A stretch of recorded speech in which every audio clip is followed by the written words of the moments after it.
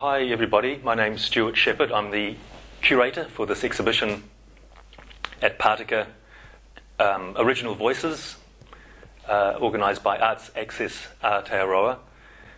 And I'm going to introduce some of the work and some of the ideas behind this show. Each year, Arts Access invites artists from the various creative spaces around the country to submit work, and they have a designated curator, and I'm actually honoured to have been the curator for the last few years.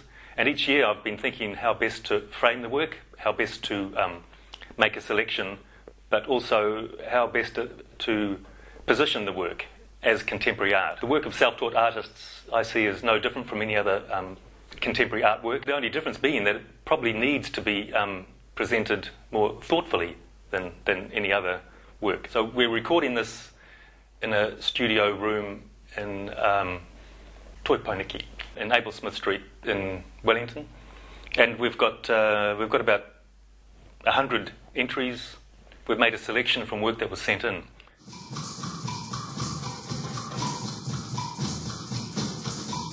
Shauna Ryden works out of Alpha Street in Wellington. I think his work would hold up in any contemporary context with any painter, any colourist.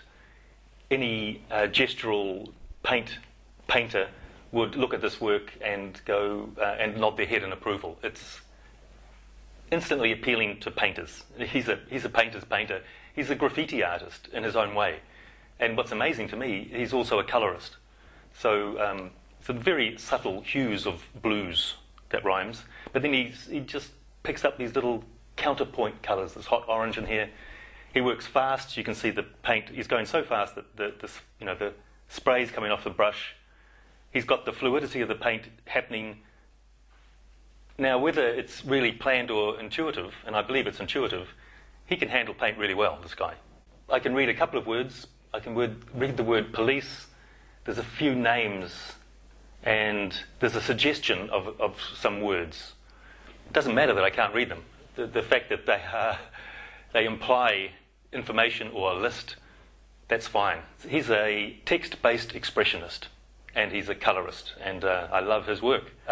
So the speed of the paint, the freshness, it's all there in the result. So that's what I'm looking at, and that's what I enjoy about his work.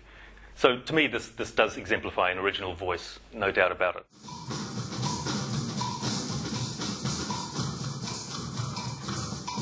This is a painting by Natasha Ash from Sands Gallery in Hamilton. Natasha had a similar piece last year, but I didn't realise what a great text-based artist she also is, because her writing is quite beautiful on the rare side.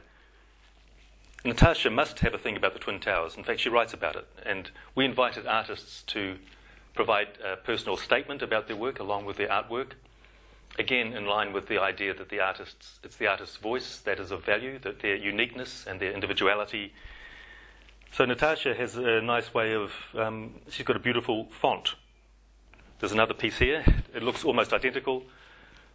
What's nice with having two paintings of the Twin Towers is that the form of the Twin Towers is replicated in the painting. So there's 2 times 2, but they stand alone as Twin Towers in themselves.